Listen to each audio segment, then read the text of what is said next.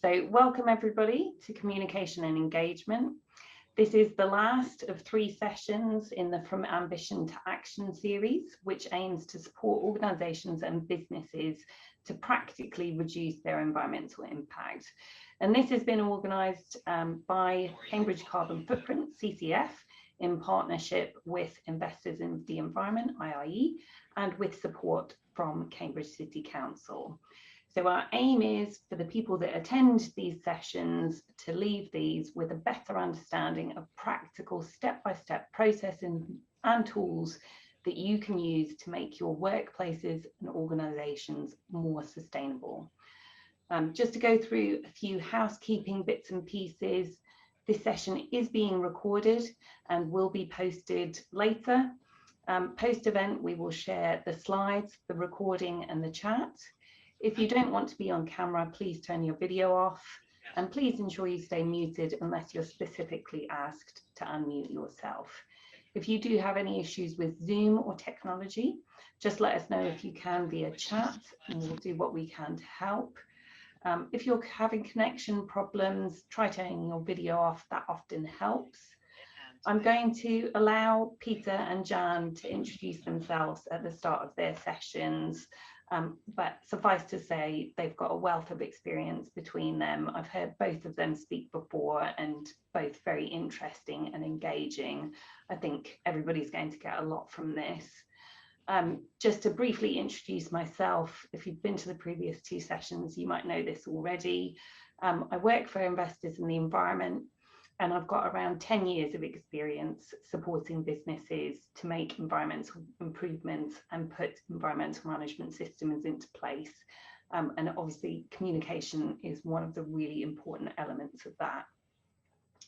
IIE supports organisations to improve their environmental performance via EMS and also to gain accreditation to IIE standards. As well as working for IIE, I also volunteer as a trustee for CCF, a great charity, and I'm really pleased to be running these sessions with them today.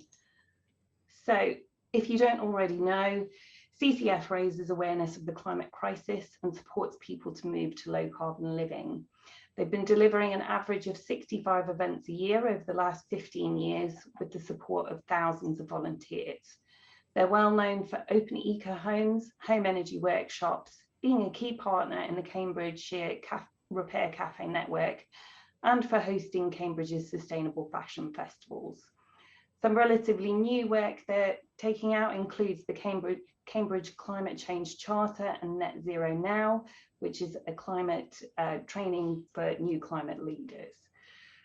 Please do sign up to CCF's Carbon Charter.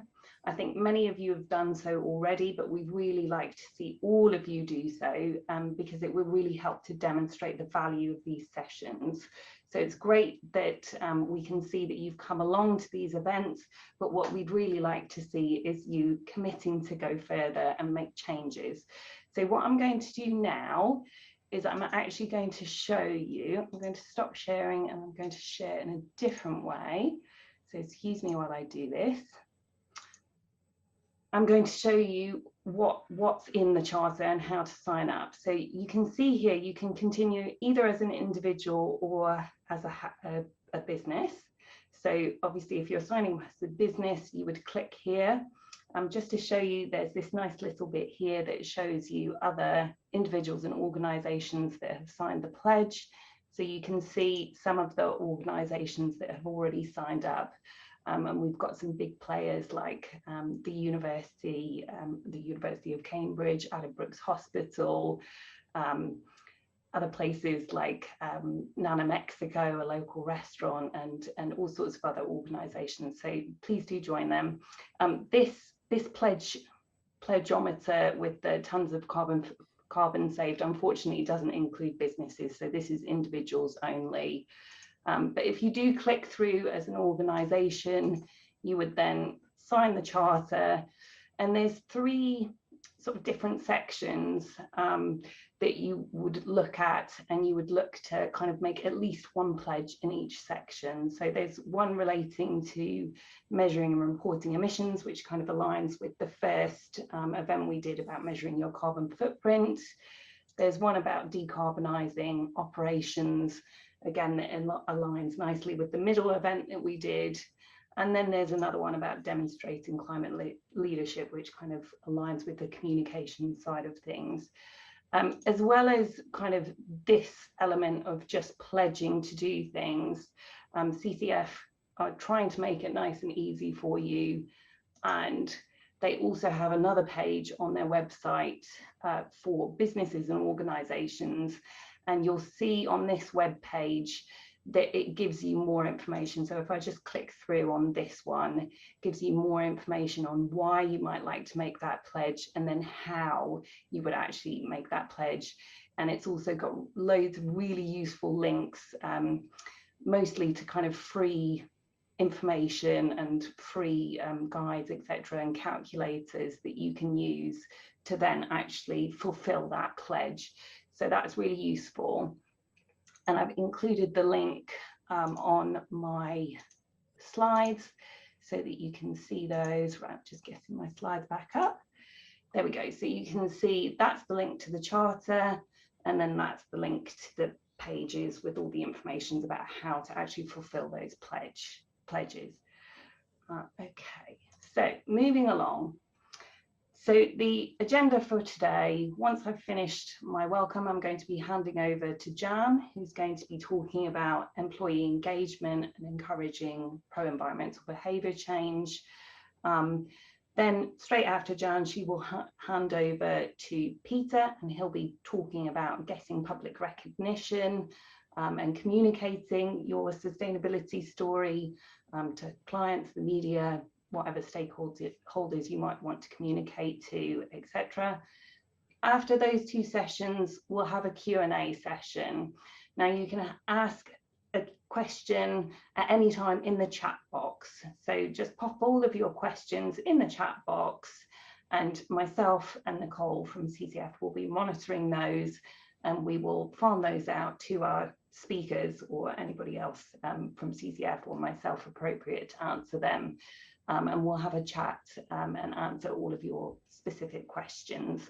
And then about 10 minutes to 3, I'll be looking to wrap up the event and finish the event fairly promptly at 3. So I'm going to hand over to Jan now. Great. Okay, so I just need to share my slides. Get those up. You see those okay? Just thumbs up from Claire. Right, wonderful. Okay, so good afternoon, everyone. Welcome to this event, and thank you to CCF for asking me to speak to you this afternoon. I am a chartered psychologist, but I'm a registered occupational psychologist. So if anyone gets any mental health illness this afternoon, I can't help you. So my work with organisations is to enable them to improve. So like Claire, I'm an Investors in the Environment consultant in the Northwest. So I'm a member of the Chartered Institute of Personnel and Development as well, because I'm a learning practitioner, and I'm a practitioner member of the Institute of Environmental Management and Assessment. So PIEMA has nothing to do with pies, unfortunately.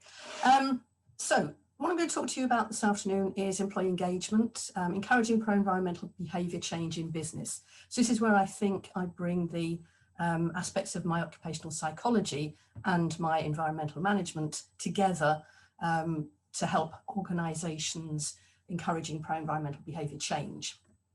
So what I'm going to look at is how can we encourage behaviour change around embracing sustainable initiatives, and finish up with some top tips for running more impactful behaviour change campaigns. And I think a lot of the things I'm going to be talking about this afternoon, Peter's going to pick up in the application of some of these ideas later on. So one of the first things I wanted to talk about was the importance of mindset. Now, a lot of people have come across this concept now. It was originally proposed by Carol Dweck in 2006, and she's written widely about it. And she talks about two different types of mindset. She talks about a fixed versus a growth mindset. And I think this can apply to individuals and to organisations. So people with a fixed mindset believe that qualities such as intelligence are fixed and unchangeable, and often people with a fixed mindset aren't open to change, whereas people with a growth mindset believe that these abilities can be developed and strengthened by way of commitment and hard work. So often you see organisations saying, oh, can't do that, and individuals say that as well.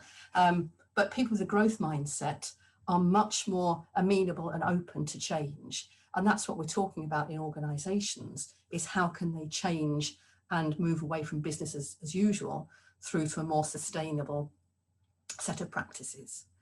So the importance of mindset. So often in organisations, they run on what I would call a deficit model. So they focus on what's missing rather than what can be improved. Growth mindset contributes to greater achievement and increased effort because it doesn't look at what's missing and what problems are, it looks at what's possible. So how to develop a growth mindset individually and in the organisation. So cultivating a sense of purpose. Often when asked to talk at events like this, the people who are attending are those who do have a sense of purpose. And Claire was talking about her 10 years of working in environmental management. And that to me is a sense of purpose. You're driven by the desire to enable other people to improve their sustainability. Somewhere valuing the process over the end result. So the way you go about doing things is really, really important. And the concept of not yet is okay. And it's the difference between no versus not yet. So often organisations will say, oh, we can't do that. But a more productive way to view something is we're not doing it yet. We are working towards something. And people with a growth mindset will turn criticism around until you find its gift. So even if there are things that are inappropriate or incorrect, the purpose of criticism is to make things better. So any sort of feedback enables us to improve things. So are we getting that feedback within our organisations and within our own lives, that what we're doing is actually making things better? Going alongside mindset is what I would describe as positive questions. So the question I would ask is, why should we ask more questions? What's the benefit of asking questions? Particularly as a consultant, you sometimes feel like you know what people should do. You know what their issues are. You know what the changes are they should make. But a more effective way is to actually inquire of people and to find out from them what they feel they could do. So why should we ask more questions? Because what we ask about is what people learn about. If someone just tells you something, you don't have to engage with it cognitively as much as if you've come up with the idea yourself. So positive questions are run alongside a growth mindset, and asking more questions enables other people to learn. So some of the concepts I talk about here are not just applicable within environmental sustainability. These are life skills, effectively. The power of positive questions, what's been evidenced by Barbara Fredrickson, is something that's described as the ask to tell ratio. Sometimes we have to tell people. Sometimes they don't know the answers. Sometimes we do have to give people information. But if we increase the number of questions that we ask, the more people will start to think, and increase that to a 3-to-1. And this is the concept that Fredrickson described as broaden and build. And what that looks like is asking questions such as these for individuals. When have you been at your very best? How often do we think about that? How often do we think about when we're doing things that are at our very best, our peak performance? What do other people say you're really good at? Other people often recognise our strengths rather than us recognising them for ourselves. I can't see the question because the screen's in the way. Let's see if I can just move that now. So what are others able to do as a result of things that we do? And what do other people admire in us? And they may be things that we are a bit dismissive about and go, well, surely everyone can do that. Everyone has those strengths, but they don't. People have different strengths. So the broaden and build concept, by asking those sorts of questions and encouraging positive emotions, this leads to positive cognitive, emotional and physiological changes. So concentrating on things which are going well, things that are positive, that expands our attention. So it actually changes cognitive processes and opens up possibilities, which enables us to build resilience. So that broaden and build concept starts from those positive emotions, which broadens out our ability to think about new things. So if we think about innovation, creativity, thinking about things positively can enable us to do that. So that leads to novel thoughts, activities, relationships, and helps us to build more enduring personal resources. So the things that are our strengths can become more strengthened. So social support, resilience, building our skills and knowledge, and that leads to enhanced health, survival, fulfillment, and it becomes this positive emotional upward spiral. So often, as I said, organisations and individuals will focus on what can't be done rather than what can be done. And there are several concepts around this which you may have come across. Probably the one that most people might have heard of is appreciative inquiry. And often that's used within organisations to enable the implementation of change. But there's also concepts around appreciative leadership, appreciative coaching, and appreciative team building. But just start off by looking at the deficit model as opposed to appreciation. So often when we're problem solving in organisations, we identify a problem, we analyse the causes, we analyse and look at possible solutions, and we come up with an action plan. But that's very much a problem solving deficit model and very much about single loop learning. So the appreciative process, and that could be appreciative inquiry, leadership, coaching, team building. That's about appreciating and valuing the best of what is, envisioning how we would like it to be. So it needs to be much more creative, creating possibilities and continuing to learn and improve. And this leads us into double loop learning. So it's the difference between deficit and development. So appreciative inquiry is a process of 4 Ds, and it starts with discover, appreciating the best of what has been and what is. Dream, this is the vision of what might be and what is possible. Design is about co-constructing, articulating and creating possibilities. So it's not one person sat on their own going, oh, I know what to do to solve this problem. It's done collectively, and that's a really important part of the appreciative process. And destiny is sustaining the changes through networks and learning. So these involve other people. So it's not one person on their own going through this process. So if I was using an appreciative inquiry process in an organisation, helping the individuals to discover what's best about their organisation, and I do that through paired conversations. So what are you proud of that the organisation's done? What attracted you to work there? What do they do well now? And when is it at its very best? So very similar to those positive questions we looked at before. And having paired conversations that you would then bring together in larger groups. And this is part of exploration, discovering how could your organisation use the stories that people have developed in their discover stage to bring in behaviour change. So what's worked well before? When did we do things well? What can we build on? So exploring the dream phase. So this is where you might position yourself 2 years in the future. It could even be 6 months in the future. And you think about, well, what's happening? What are you most proud of? What's the organisation like? What's the organisation best known for? So you'll have discovered what it's like now. We then position ourselves at a point in the future to look at the possibilities and try and articulate those as positively as possible. So these are very positive questions. So appreciative leadership focuses on inquiry. So again, it's about asking questions.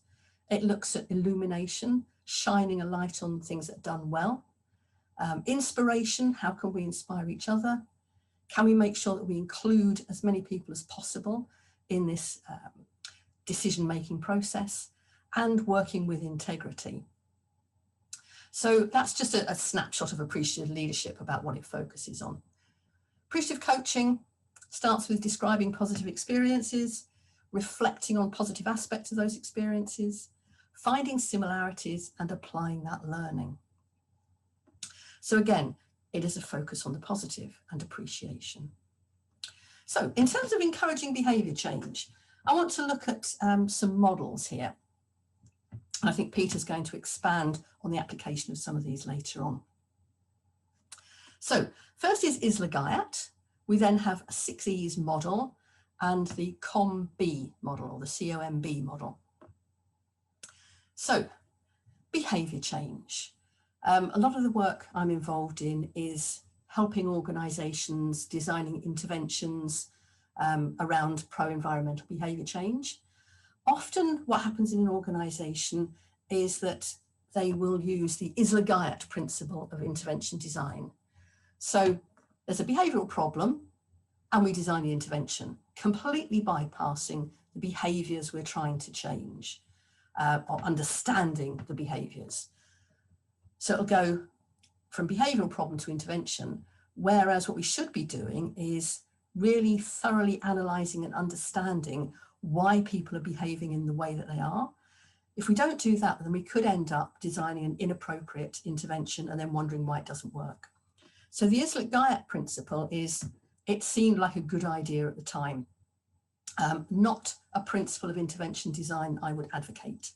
I would advocate a much more thorough analysis to ensure that you do design an intervention or an activity that is going to tackle the behaviours that you're trying to change. So the sort of process I might go through would be elements of appreciative design that we looked at before, but applied to the 6 E's model. Now, you might have come across the 4 E's before. The 4 E's were put together by DEFRA over 10 years ago as a model for behaviour change. And what I've done is add 2 more E's to it. So we'd start off by exploring what the options are for change and innovation. We'd also explore what's the organisation good at, what's it proud of, what does it do well, what's it recognised for. Then from that, we can design an intervention that uses any or all of the 4 E's in the middle box. So we enable, make it easy for whoever's behaviour we're trying to change. Could be employees, customers, suppliers, make it easy for them. Engage, getting people and communities involved. Exemplify, what examples have you got to demonstrate those greener behaviours? And encourage through incentives and disincentives. And then the final E is about evaluate. So actually looking back at what we've done and making sure that we've achieved what we set out to achieve. So COMB is a model that was developed as part of a huge piece of work done by Susan Mickey, who has been involved in the SAGE processes for pandemic. And she was looking at health behaviours. And she did, and her team at UCL did a big piece of work looking at how you can enable people to change their behaviour in terms of health impacts. And what I've done is taken that model and it applies very much to any behaviour change. So you're looking at behaviour. We've identified what the current behaviour is that we want to change. But we start off by looking at, well, what are the issues that enable that behaviour? They're around someone's capability. And that's the psychological or physical ability to enact the behaviour. So do they think they can do it, and can they do it? Motivation Reflective and automatic mechanisms to activate or inhibit behaviour. So are they motivated to do it? Are they willing to do it? And opportunity. This is the physical and social environment that enables the behaviour. So someone may want to do something, be physically able to do it, be willing to do it, but the physical and social environment doesn't enable that behaviour. So for example, let's take car ownership. So someone might want to not drive a car, not own a car. They're physically able to do that. They really want to do it. They're motivated to do it. But the physical and social environment, there is no public transport that enables them to travel. So they feel like they still need to have their car. And if we think about things within organisations, things like energy use, people may know that they need to switch their devices off. Maybe they're physically able of turning the switch. They're willing to do it, but actually all the switches are right behind all the desks and you can't reach them. So it's really difficult to do. So they don't do it. So there could be any or all of these reasons that could facilitate behaviour change or be a barrier to behaviour change.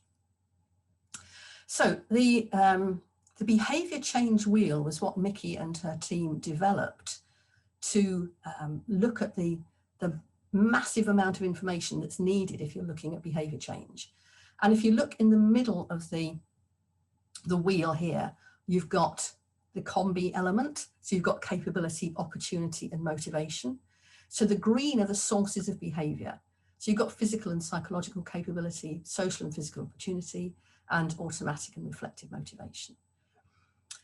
They identified 9 intervention functions. These are in the red wheel around the edge. And if you can imagine, you can spin the wheel so they don't align. So it isn't that environmental restructuring lines up with capability. You spin the wheel to see what's the appropriate intervention functions. And then they identified policy categories. So particularly within organisations, you could look at the intervention functions that would address the capability, opportunity and motivation, but then also are there policy categories that apply within your organisation that you need to comply with and that you can utilise.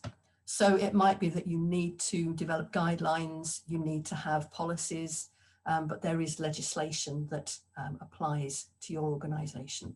So combi forms the hub of the wheel.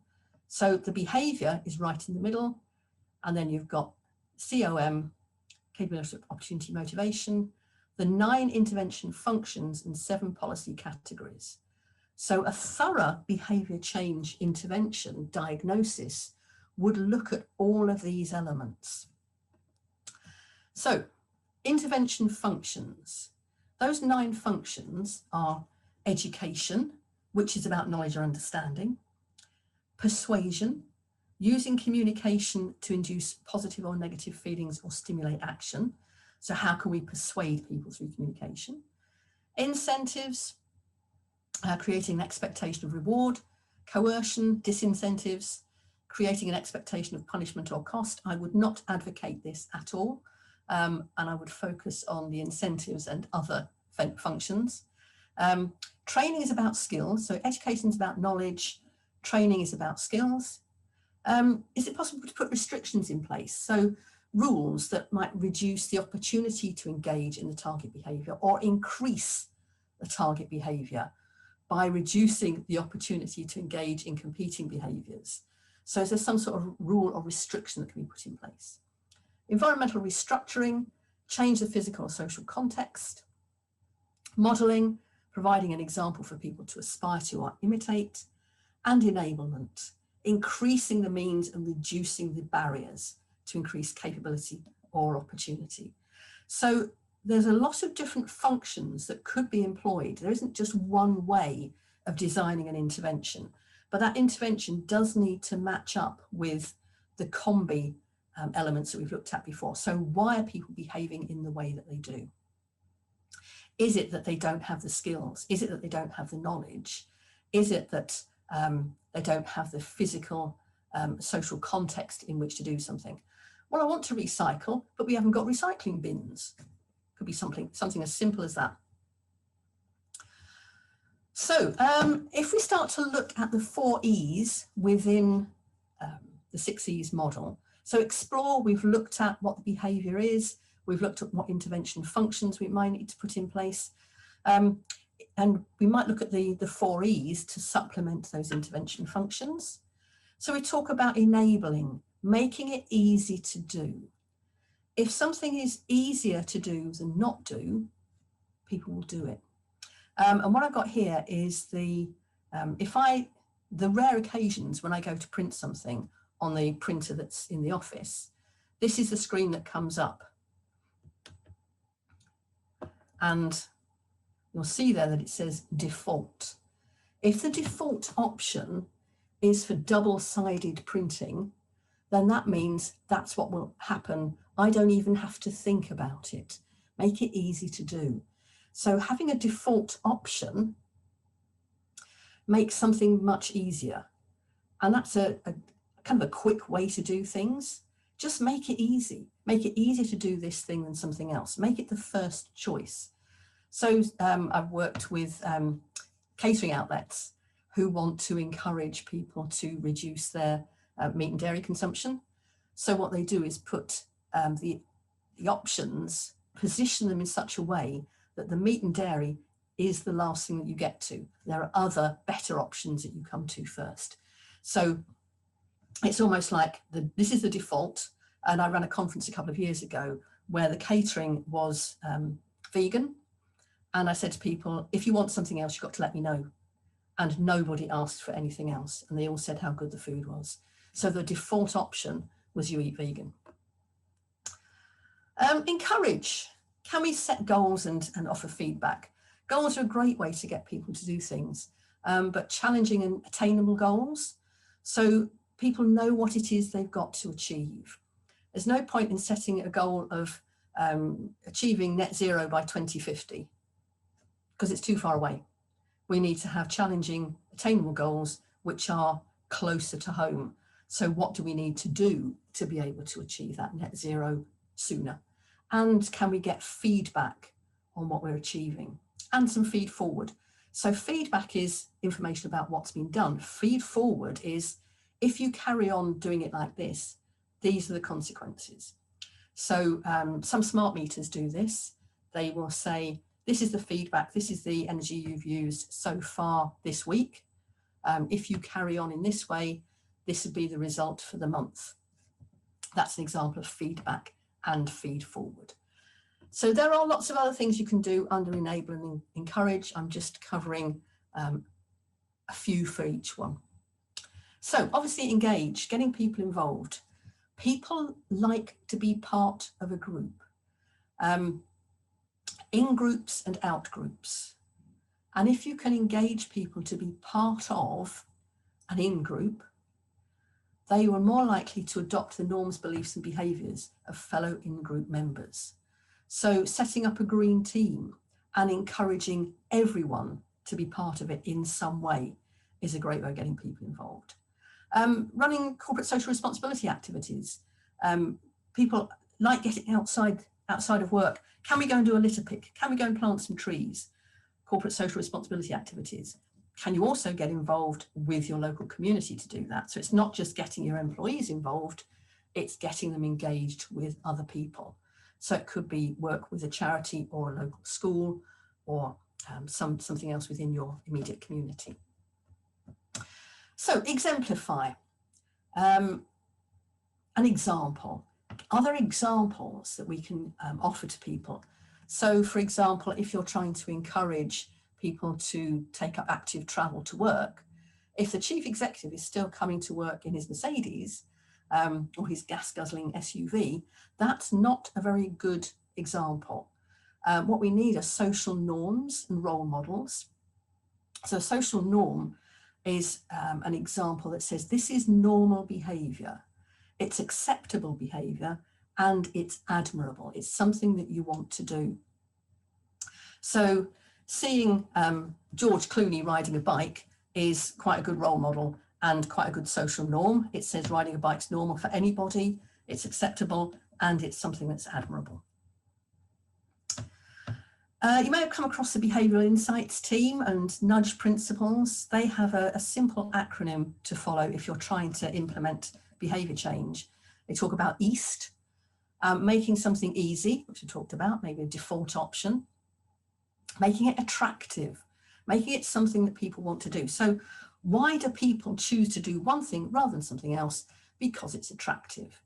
Making it social, you talked about there, engaging with other people, and timely.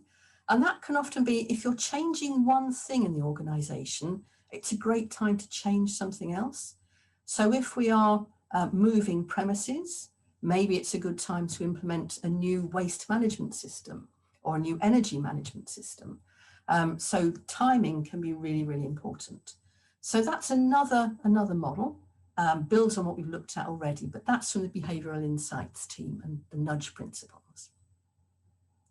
So 5 top tips. If you're thinking about a behaviour change intervention, think about a 6 E's approach and doing a thorough analysis rather than Isla-Gayat.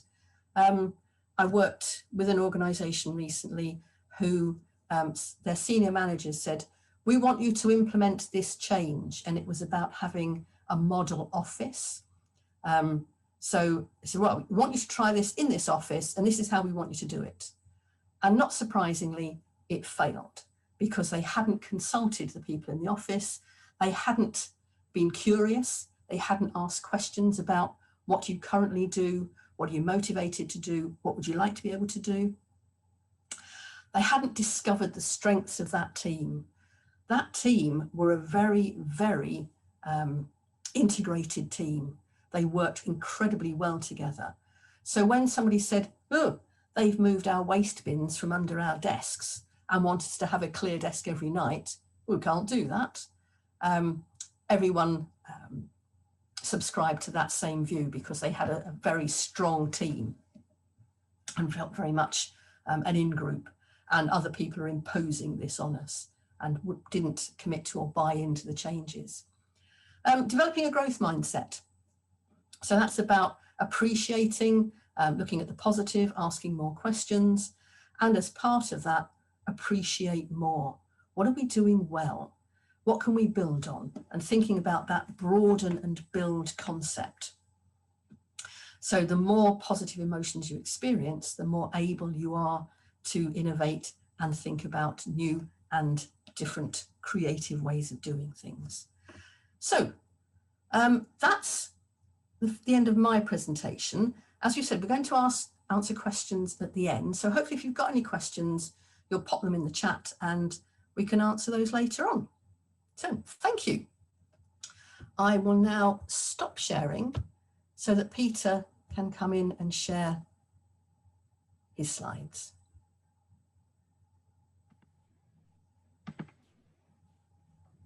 Thanks, Jan. Hello, everybody. I'm Peter.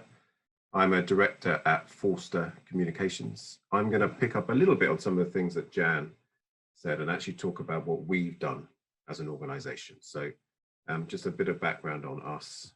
We're a PR agency that's based in London, recently described as woke and weird, which we're happy to take as a descriptor for us. I am based in Cambridge, and because of one thing and another, mostly work from Cambridge too. So got some understanding of the realities of running a business from Cambridge. I'm going to share a presentation just about the approach that we've taken to be more sustainable and to respond to the climate emergency. I'm going to tell you a little bit about how we went completely wrong when we first tried to do it, and then how we got it right, I think, in terms of talking about and engaging people around climate change and what we could do and what they could do as businesses and organizations. So bear with me, I'm just going to share the screen.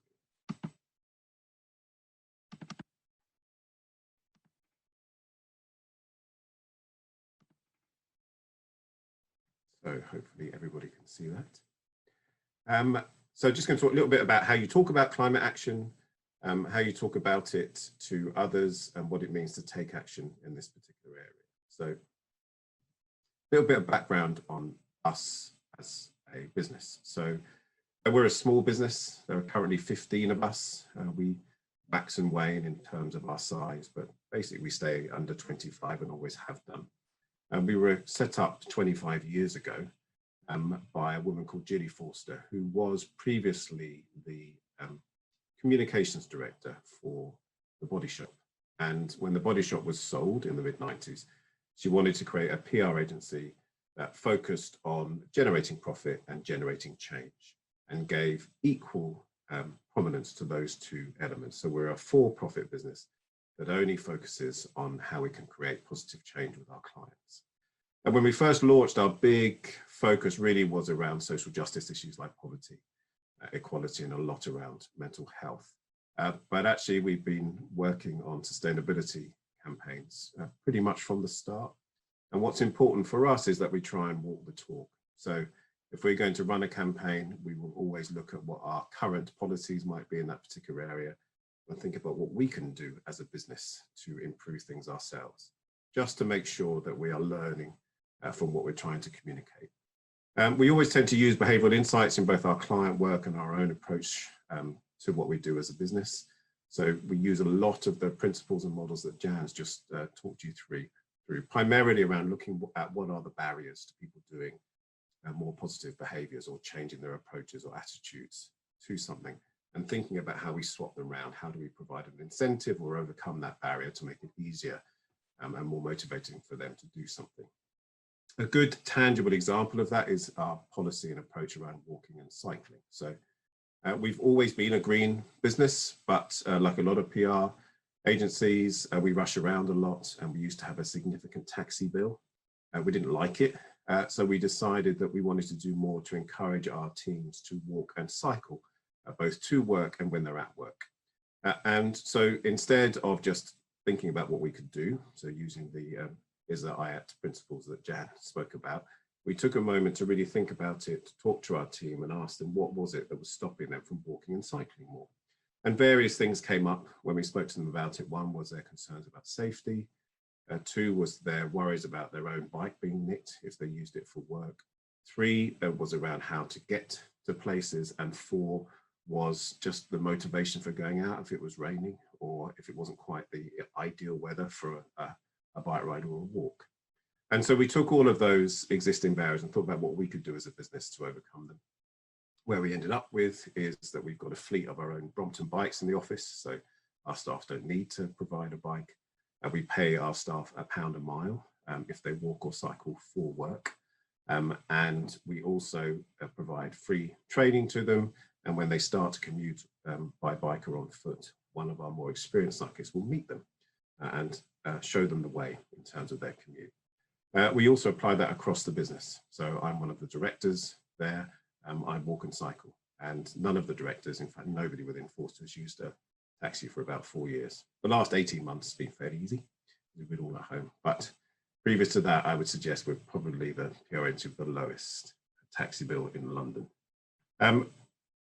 Part of that approach led to us being seen and chosen actually by the Sunday Times as the UK's greenest company in 2009. So we were doing well. We are a green business and always have been. But sort of mid-2019, like a lot of organisations, we were jolted out of our complacency by XR and decided, following their example, that we would declare a climate emergency and think about what we could do. And then we just wanted to get straight into develop a plan for how we could become net zero. And at that point, we did everything wrong. We ignored everything we knew and just launched straight into it. And it was a complete and utter disaster. So what we did was we just told staff what we were going to do. There was no involvement with them. There was none of the inquiry that you would expect there to be. There was none of the opportunity for them to talk about what they wanted to do. And there was none of the opportunity for them to talk through their worries or concerns about us wanting both A, to declare a climate emergency and to become net zero. Now, overnight, we made our office vegan. That didn't go down well, because we're not an office full of vegans. Vegan as a term isn't always that well understood.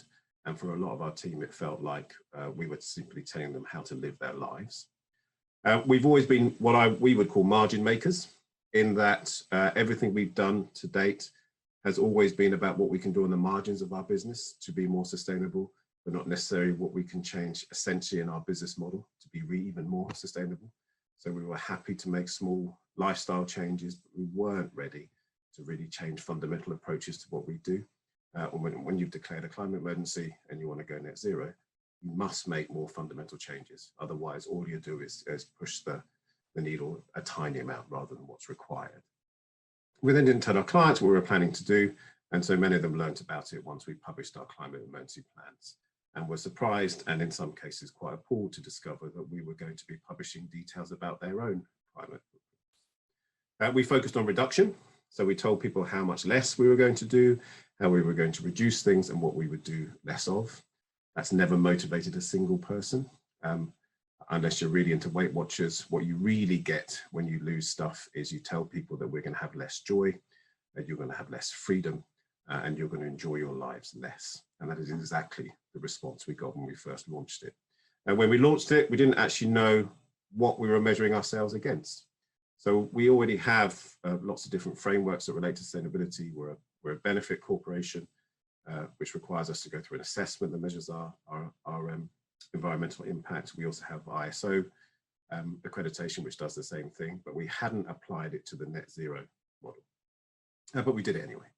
So last autumn, we launched this plan. It went down like a bowl of cold sick.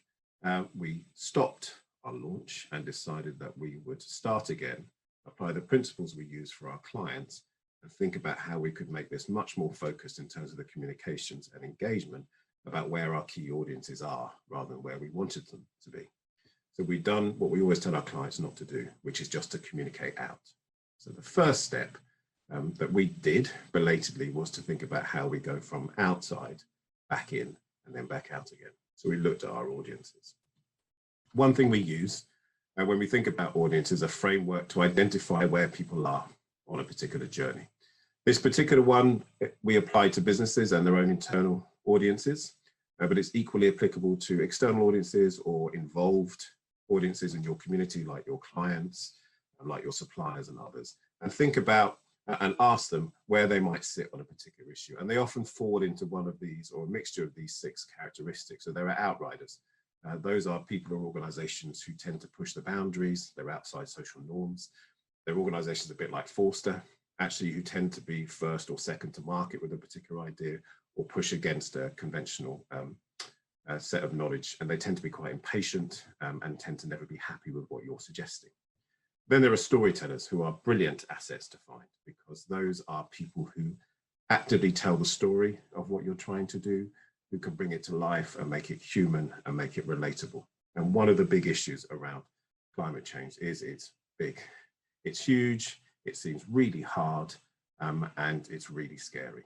So storytellers, identifying them and encouraging them to share their stories are incredibly important when it comes to endorsing and supporting and giving legitimacy to your message. Then there are followers. Nobody likes to admit that they're a follower, which probably means they are a follower. And followers are great because I'm a follower, which is that I will tend to do what I think other people are going to do. So my first response to something might be, well, what are my mates doing? Are they going to the pub? Then I'll go to the pub. And that is a group of people where you can really use some of the outriders and the storytellers to give them permission to do what you're seeking them to do, to adopt more sustainable behaviors. They need to know that others are doing it first before they'll do it. Then the self-assured, who you might describe shorthand as men, are people with an entirely unearned sense of their own confidence and ability. And often with self-assured people, what you need to demonstrate to them is that you're using their knowledge and superiority to give them a chance to identify as being better.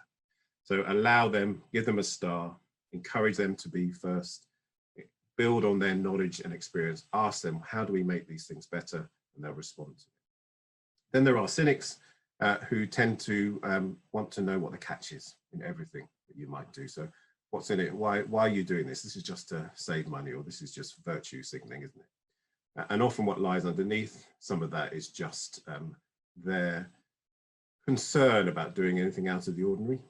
And with cynics, it's about making sure that you are completely transparent and trustworthy in your communications, and that you answer any questions they might have about what you're doing, including if there's an ulterior motive. Because one of the things that really works to engage around behavior change and to encourage people to be more sustainable is to give them a selfish reason for doing so. So talk about the benefits that will be in it for them. And then the last group are the rejectors, and we tend to ignore them because they're the people who either don't believe in climate change, don't believe that businesses have a role to play in tackling it, and you could spend the majority of your time, if you've ever been on social media, you'll know this feeling, trying to convince somebody of something that they are completely against. So we tend to ignore the rejectors, but make sure that we have an answer to any of the objections that they might put forward on something. So we use this model to think about our own staff, our clients, our supply chain, and also the communities that we sit within, and consider how we could reach out to them and make sure that our approach to climate change and climate action was going to be adopted and supported and even inspire them to take action. And then we thought about where they were on a very simple behavior change journey. So effectively, you always want to move people from unaware down through to supporting. And identifying where they are really helps to identify the sort of communications you need to do. If they're unaware or they're slightly aware around it, then they need quite a bit of mass communications from you to understand what you're doing, to see the link to what they're doing. Once you've got that level of awareness and they're tipping into interest, then you need to help them by considering what the motivators and barriers are that they face, so that you can help them to take the action that you wish to see them take. Then often what happens is you've encouraged them to take an action, and then nothing else happens because you think the job is done. But actually, it's really important at that stage to up the engagement that you have, because people will take one action, for example, signing a charter, but they will then see their motivations drop as everything else crowds in on them. So you need to constantly cajole and support and encourage them to continue to participate. And then the sort of holy grail is that they become part of your communications, that they start to support it, to encourage others to follow their lead and to be inspired by what you're trying to do. Now, unfortunately, a bit like the roadmap for unlocking, this isn't one way. It goes backwards. People drop back from participating to interested, even back to aware, supporting back to participating. There's a constant drumbeat required in terms of interventions from you to continue to engage and cajole people to continue moving on the journey. So this is a mess.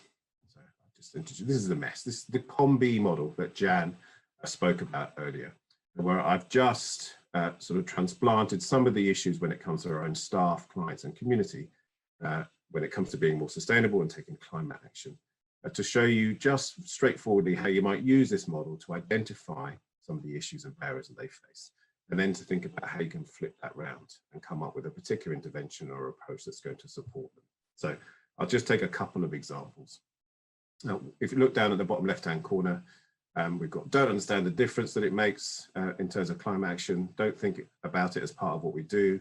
It's part of our unconscious daily routine. We're ignorant about the costs of being unsustainable. One of the issues around climate, again, is it's very big, and sometimes it can be quite hard to identify its relevance and impact on what we do on a daily basis. So one of the areas that we focus on is how we sell the benefits in the everyday activities of people like our clients and our suppliers. So, for example, we focus on telling the story about what we do within our office on a daily basis. So we're, as I said before, we very unsuccessfully went vegan. We have now gone vegan, though we never talk about veganism. We talk about being a climate positive office. And we share with our clients and our suppliers what we're doing as part of that. So we provide a free breakfast for all of our staff, and we provide drinks and refreshments throughout the day and for all of our clients that are climate positive. They just happen to be meat and dairy free. At the same time, we also sell our cycling and walking story a lot, because it's one of the most successful ways to show how climate action can be positive and beneficial and apply to the everyday. Then just looking on the other side around that list around worried about being seen as green, or not concerned about approach religious change, or no immediate benefit to cutting carbon. Those are all things that we've come up against when we talk to both our clients and our supply chain about the need for them to be more climate positive. And it really is about making sure that we provide them with as much support as we can. We sell them the benefits and aspiration of it, that we incentivize them. And one of the ways that we've incentivized, for example, through our clients, is that we've extended our cycling and walking policy to them. So if they come to us for a meeting, we'll pay them £1 a mile if they walk or cycle to that meeting. Very few of them do, but what they do like about the fact is that there's the opportunity for them to do so, and that it's a for-profit business offering to pay them. So we've just think about different ways to encourage people through positive opportunities, through incentives, and then really importantly, when it comes to our supply chain and our clients, we regularly get our clients to do webinars for other clients about what they're doing to tackle climate action. Because you'd expect an organization like us to do it. Everybody would expect us to do it. We want them to hear from people who are like them and to understand their motivations for doing it. So this model, which can seem a bit complicated, is a really useful way of just thinking about the audience you're trying to reach out to, what you're likely to face with them, and talk to them about it. None of these things came from our minds. We talked to people to find out what the barriers were, and then think about what you can do to overcome those. And then we thought, well, we've got all of this lovely stuff, but we're a PR agency, so we're very shallow. We wanted to have a name for what we were doing. And names around climate action and the climate emergency are difficult and freighted with meaning. And for us, we were talking about trying to get people to do something. And as Jan's already identified, getting people to do something is one of the hardest things you can do. And the best way to do it is to make it positive and sell the benefits for them. So we focused on making sure we came up with something that was quite motivating, it was distinctive, and it was true to us. We then thought about all the different ways that we could bring that to life. And some of these will apply to some of your audiences, some of them won't. The important thing is just to think, what is it?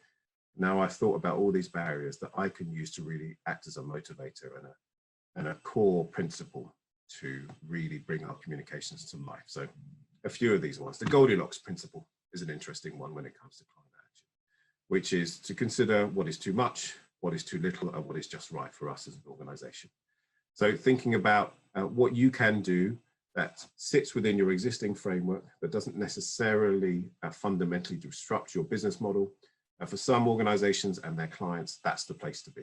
To demonstrate you're taking action, but it's proportionate. Then there's clever versus stupid, which often works when you want to butter up your clients to indicate that clever organizations are ahead of the curve on this. Do this now before you're compelled to do it via legislation. Do this now because your audience, your clients, your customers care about this. Don't allow your competitors to take a lead on it. And then there are others like selling the benefits of it, the idea of duty, and do your bit, the idea of precious resource, particularly if you're an organization with low margins, where you're constantly looking for ways to be more efficient. Sustainability should be a form of efficiency. And then stronger together. You might well work in an industry or a sector where people move together, where there's a lot of collegiate activity, in which case show the benefits of being part of something bigger. What emerged for us from all of that was the idea of being climate positive. So it's worth reflecting on why XR was so successful in 2019 and why it's not been quite so successful now. It acted as a jolt for a lot of people, including us. It knocked us out of our complacency. It made us realize that we needed to do more and we needed to do it quicker. If we decided to call our campaign the Climate Emergency Campaign, in our approach, we wouldn't have succeeded to the degree that we have so far. What worked in 2019 as a jolt doesn't work when it comes to thinking about positive solutions to what you're trying to do, to move people forward, to understand the difference that you can make. So we've had our jolt. What we wanted was something that people could identify as being both positive and supportive. And it's climate positive because for us, it's all about the benefits. There's no downside to being more sustainable for us, and there's no downside for our clients or supply chains for doing it. That is our fundamental belief, and that is what we wanted to promote. And it's climate, not carbon, because we understand generally climate better than we understand carbon. Nobody really understands carbon. At Whisper, if you talk to scientists who know a lot about carbon, they don't really understand it. It just doesn't feel very real. Talk about climate and people are more likely to respond to it. So that's what led us to it. So that then led us to create our own climate positive pledge, which we did last year, to really highlight what we were going to do. And if you read through this entire set of texts, you'll find that there are no negative words in there. There is no don'ts, there is no stop. It's all about being positive as far as we can in what we're trying to do. It's all about being about impact and about trying to be the best that we can be. And it's built on some key principles that we wanted to make sure we were clear about. And this is about being proportionate. So from our perspective, this is about translating general desire for change into something that really works for us. So for us, we needed to understand our impacts. So we worked quite hard to consider across all different scopes of emissions what we could do. Building on our strength, we're small. There's 15 of us, as I've said, but we're communication specialists. How do we use our assets as a communications organization to go well beyond our own footprint? And then really thinking through in terms of making a difference, well, around what we're doing. We're all about walking the talk. We didn't just want to communicate. We're not interested in hot air. So we looked at how we could make a difference across ourselves, our clients, and our community. And it was important for us to frame it in that way so that people could easily understand what we were trying to do. One of the issues with, again, around climate actions is it can feel very complicated. So as much as possible, we strip it back to the bare essentials of what we're trying to do. And so we just talk about these three main targets the whole time. Ourselves, so we're trying to reduce our carbon emissions and work with our suppliers so they are all committed to achieving net zero by March 2022. And now when we launched this back in January 2020, we thought that's ages away. It's not far away. And so we're now approaching a crunch point with our suppliers because if they haven't declared a climate emergency and they haven't promoted a plan about how they're going to achieve net zero, we won't work with them for March 2022. We've never said that to them. What we've said that to them is we really hope you'll join us from March 2022 as we all work to deliver net zero. Then with our clients, again, we've set ourselves a fairly hard target. We're only going to work with clients who have declared a climate emergency and are seeking to take practical action to deal with it by April 2023. And it's the same with them. It's about joining them on our journey. And then in terms of our community, that is both our geographical community, but also our community of interest around the sector that we work in. So we give away our climate positive plan all the time to our peers. We encourage them to steal from it, and we encourage them to use it and adapt it as much as possible. And the same with the organisations that we work with in the building that we share in London. And we just try and look across as simply as possible where we can have direct control over things and where we have indirect control over things and what we can do around them. So the biggest areas of direct control, actually, now that we've measured it all, is our own finances.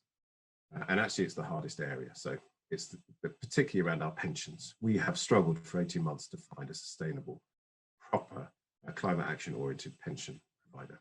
We think we're nearly there. And actually, of all the things that we have complete control over, it is by far the biggest when it comes to climate impact. So we're continuing to work on that. My rule of thumb is just don't work with Aviva. They've been a nightmare trying to persuade them to move us to the greenest possible area. And then indirectly, particularly in the pandemic, we have offered, and it's always voluntary, to support our team to be as sustainable as possible when they're at home. We've incentivized them to switch energy supplier, for example, when they're at home. And we've also offered to talk to people's landlords if they're renting to do exactly the same. So we started in a very strong place because we already did lots of things. And when we launched it, we got it completely wrong, as I've already said, because we just forgot our own principles in the mad rush of things. It's important, actually, to do exactly what Jan spoke about earlier, which is to think about, celebrate and ponder on where you are now. So you're not starting from zero, you're probably doing loads of brilliant things. So don't start from the position of thinking, well, what aren't we doing? Start from the position of strength. This is what we are doing and this is what we can build on. And that's what we did. And then we've made some really good progress over the year, but we've also seen some of the things that we need to really work on. So we really do need to work on how we can encourage more of our suppliers to aim for net zero, because very, very soon we're not going to have enough supplies. So we've put ourselves in a position to make sure that we are challenging ourselves to make a fundamental change to our business model if we need to do And then I won't go through all of these, but these are some of the actions that we're taking over the next year in terms of our priorities, particularly around making sure that we use our communications expertise. So we've trained all of our staff to become climate advocates, and we're giving them complete free rein to go out and support climate change organisations and causes as much as they want, and we'll pay them for their volunteering time to do so. That's it. I shall stop there and stop sharing my screen. Wonderful.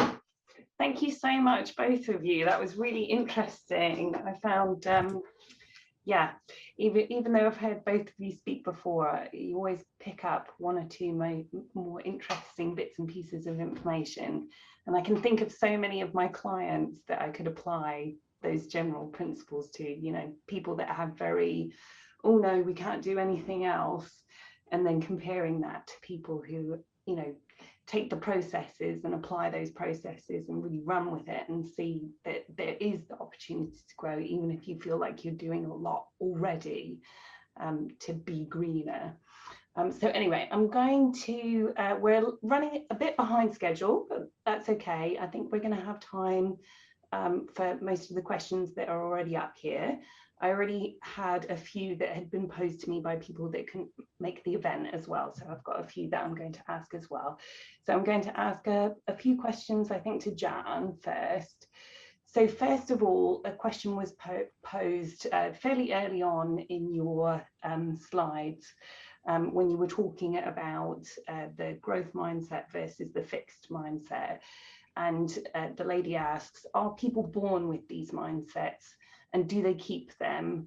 And I know we've talked about this in the past, particularly in relation to neurodiversity, and that sometimes neurodiverse individuals, if you do have any within your organisation, can have a very fixed, and it can be difficult to kind of overcome that. But anyway, you can ignore the neurodiversity element if you want to, and just focus on the kind of how, you know, are people... I'm trying to think of any normal people I know. Most people have a preference. So if you look at models of personality, people might be more or less open to change. I think people are able to change their mindsets, and it is about enabling them to think about possibility. But they may tend to revert to, oh, I'm not sure we can do that, but you can, through questioning, enable them to think about other options. And particularly when I'm coaching, that's often what I'm helping people to do, is to get them to think about what the options are. So it's often about how you phrase questions. So people may have a preference for a particular mindset, but I think with careful, tailored intervention questioning, positive questions, you can encourage people to think about what the possibilities are. Brilliant. Okay, and then I've got a couple of questions which I think were for both of you, really. So if I ask you first, and then I'll ask Pete in a second. So what is the best way to get more senior staff, i.e. managers and directors, on board who might not see the value in initiatives that might come with a greater financial cost than a business as usual approach? Right, I'll answer that from my perspective. I would start to think about, well, what is important to those people, because they're managers within an organisation, particularly senior managers. They will have an interest in something. So it's a bit like people talk about what's in it for them. If you can identify what is important to them, you can usually tailor the intervention to something that means something to them. So, and you can often demonstrate that whilst there might be an initial cost for doing something, often the long-term benefit is cost neutral or savings. But that's if finances are important to people. Value can come in lots of different ways. So it could be value about engaging employees. It could be value in the value chain, in the supply chain. It could be reputational value. So it's important to determine what the value is that they want from something, and then tailor your intervention towards that. Perfect. I couldn't agree more, and yes, that's probably the approach I would take as well. And if finances are important, often you can find initiatives which are going to save money, and sometimes it might be a question of maybe doing a few of those first, doing a few quick wins, saving some money, and then using that to kind of springboard and say, well, this has worked really well, let's finance these other improvements, whatever they may be, that some of them might not pay back. Often, LED lights or something is an upfront cost, but you can show the return on investment fairly quick. So, you can argue that quite successfully, but for some things it might be paying a bit more for a slightly more sustainable project, or a much more sustainable product might be a step too far if you go in with it first, but maybe as part of a kind of wider package. And as you say, getting them to see those wider benefits. Okay, I'm going to ask Pete the same question, and then I've got another question for both of you. I think you've covered it really well.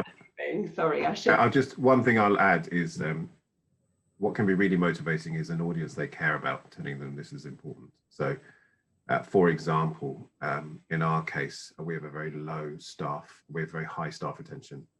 And one of the major factors in our staff survey is because of our attempt to be as sustainable as possible. For senior leaders, staff retention is really important, as is productivity. Staff's own experiences through staff surveys provide a really good evidence base, as does surveying your clients to indicate that they want to work with more sustainable businesses going forward. So it's, as Jan says, identify the motivator that's going to work for a particular senior leader. Yeah. Definitely, I completely agree with you on the staff retention front as well. We ran an event last year, which was how forward thinking is your business, and there was a lady there talking about motivators and how motivated millennials in particular, but I think it's not just millennials, are to work for an organization where they're not just all about profit. It's also, doing some sort of greater good, even if there is a service or product being sold in there. Right, okay, let me move on to the next question. Okay, question for Jan or Peter. Can you reflect on any green champion schemes you know of? Are they worthwhile? Pros and cons? Shall I pass to somebody in particular? I'll pick on Pete first, seeing as Jan answered first last time. Not a specific Green Champions scheme, actually. So we're not actually members of any particular Green Champions scheme. We are part of the Business Declares network, which is a very useful community to join if you're an organization that wants to see what your peers are doing, which can be a real motivator for it. So those are organizations who have declared a climate emergency and are putting in place plans to tackle it. When it comes to champions, I think it's quite industry specific, and actually I'd flip it around and think about what can you do in terms of setting a motivation around becoming an award winner. So we became the UK's greenest business in 2009. We won that by default because everybody else was rubbish, but it was brilliant for our reputation at the time. And then 2 years ago, we actively sought to become the ED Sustainability Agency of the Year. And we won that, and it's made an enormous difference in terms of our new business side to it. So rather than necessarily joining a group, think about from the organization's perspective what you can do to stand out. It is one useful way of doing so. I've not really come across a Green Champions network within the business community outside of existing frameworks like B Corp that I would say would be above any others. Okay. Did you want to add anything, Jan, or do you feel like that covered it nicely? My interpretation of green champion schemes would be, for example, within an organisation where people sign up. So a bit like your pledge scheme. So there are lots of those around, and they cost money, but it can encourage people because it gives them, like your pledge, what is it I need to do? And some of them give rewards as well. So I know there's one that's running in an organisation that I support, and they looked at it, and out of their 23,000 employees, I think 800 people had signed up for this scheme. So they weren't actually promoting it terribly well, but the 800 people who signed up had the opportunity to win a £25 voucher towards something to do with their bikes every month. But they were already committed. So I don't think it was reaching the people it needed to in terms of, people signing up to do more. So I think they need to be handled. That sort of scheme needs to be handled carefully if they cost money and it's not necessarily going to lead to very much. Okay, wonderful. And just to be clear, there's no cost associated with the CCF, the Carbon Charter pledge. That's absolutely free. So there's another few questions. Let me just read this one. Okay, this one's for Pete. Do you have any advice on how to best increase influence with external stakeholders and not come across as just speaking on behalf of a group / company / organization that would be doing green things anyway? Yeah, I mean, that's the messenger is important, not just the message. So as I said before, one of the barriers when it comes to us talking to our suppliers, and actually probably more to our clients, is of course we'll tell them to be more sustainable, because that's what we are and that's what we do. So we don't carry much weight on that. What we do is we try and facilitate opportunities and conversations from organizations like them. So for example, on the sort of sustainable business side, one of our clients is Selfridges. And Selfridges launched a big initiative last year called the Planet Earth Initiative, which we helped to promote for them. But what we've done with them since is given people the opportunity to talk to Selfridges about how they have adapted and applied their Planet Earth Initiative to a model around consumption. So great if Forster says, why don't you be greener and more sustainable, but even better if Selfridges talks to you about it and indicates both the realities of what they've done, some of the limitations that they face and the challenges around it. So where possible, we try and facilitate the opportunity for people to hear from people they care and know about and have authority with. Perfect, thank you. Right, I've got a few questions other people asked me before the event. So probably this one's for both of you. Can you give some examples of companies? In fact, this might be one for Pete. Can you give some examples of companies that are communicating their commitments externally to stakeholders really well? And also a kind of second question to add into that, there's a lot of concern about greenwash and not being perceived, especially if you're not kind of a stick of rock company where it's integral to your business kind of operations. They really don't want to be perceived as just trying to stick a green label on top of something. So can you tell us some examples of companies doing it well and how to avoid greenwash? So two of our clients, happily enough, are doing it really well for different reasons. The principle really is to be authentic to who you are. So don't claim to be something else. If you're an elephant, you're an elephant. Talk about being an elephant, you're not a lion. Selfridges sell stuff. They sell stuff people don't need. They sell stuff that people might want, that is aspirational. Their whole approach to it is to continue to sell stuff that people don't need, but that people do want, but to consider what they can do to minimize the impact of that. That's their Planet Earth initiative. They don't try and overclaim around it. In contrast to them, another client of ours is Patagonia. And Patagonia are much more radical. They'd quite like their own business model to continue to be challenged.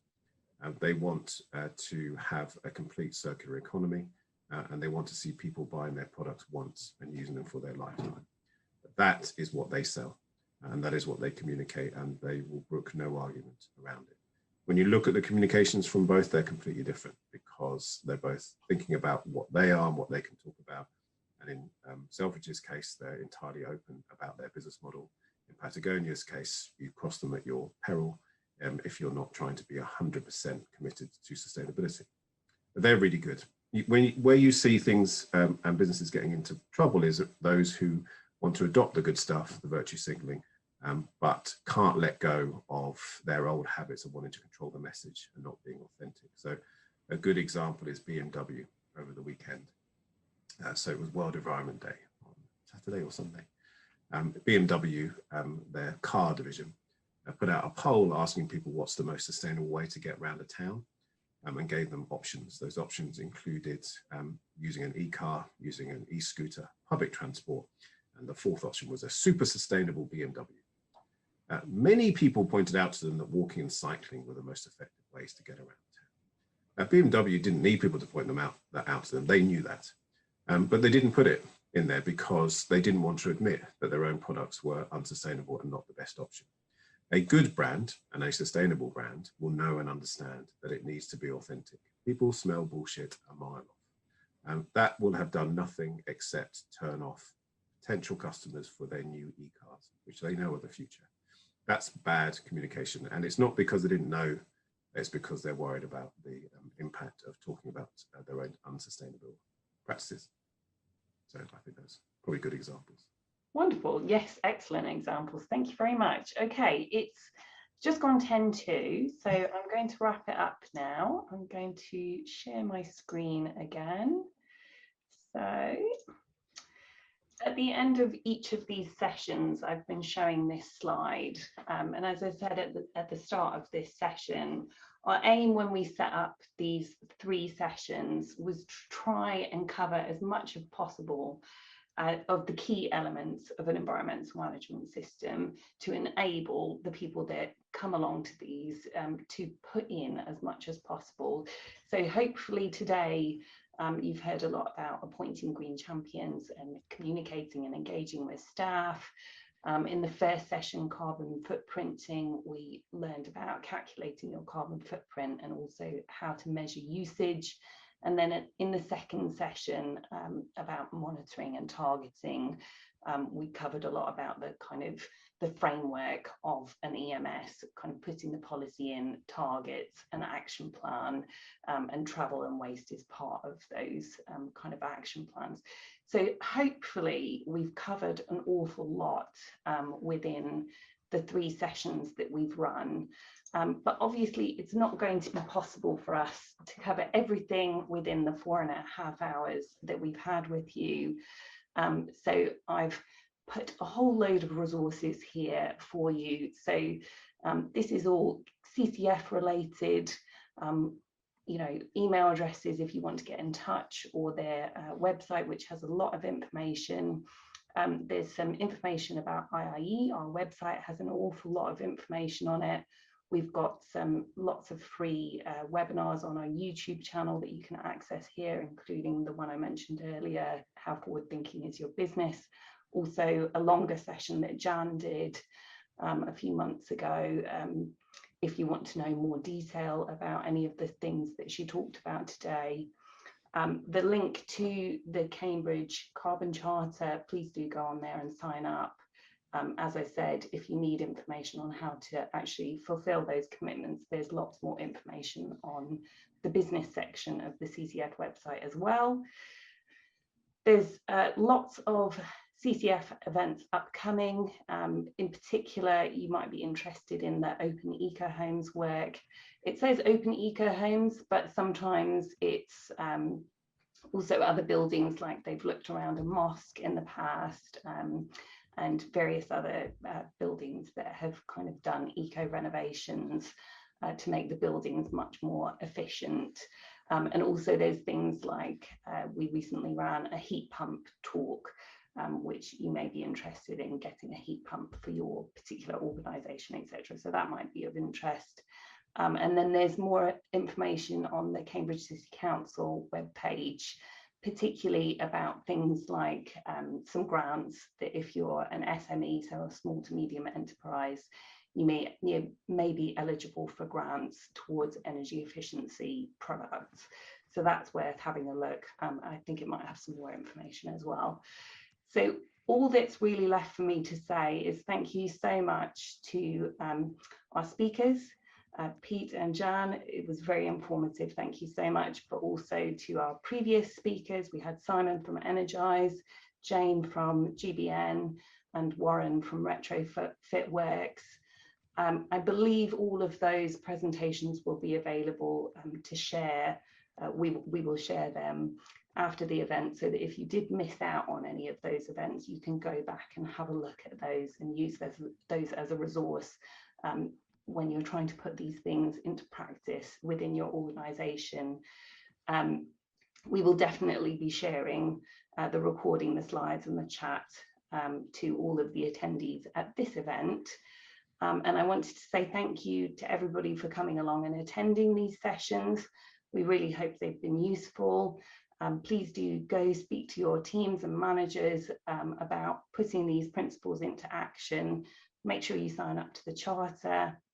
Do feel free to get in touch with IIE if you'd like professional advice about implementing an environmental management scheme and joining our membership scheme.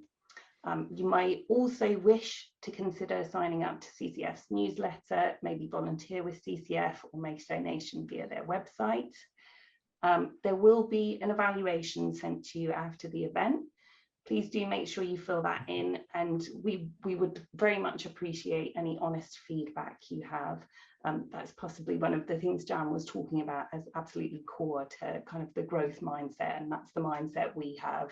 We want to make sure that we're offering a service which is helpful and relevant to yourself. So please feel free to let us know what it is you would like to see more of in the future. And the more feedback we have and the more people we have signing up to the charter, the more likely it is that CCF is going to be able to demonstrate the need for further business support programs in future and to be able to access funding to run those. So yeah, please be honest, please reply and sign the charter and keep in touch. And I think that's everything. So I think, Nicole, unless there's anything else to be said, thank you so much for coming along, and that's the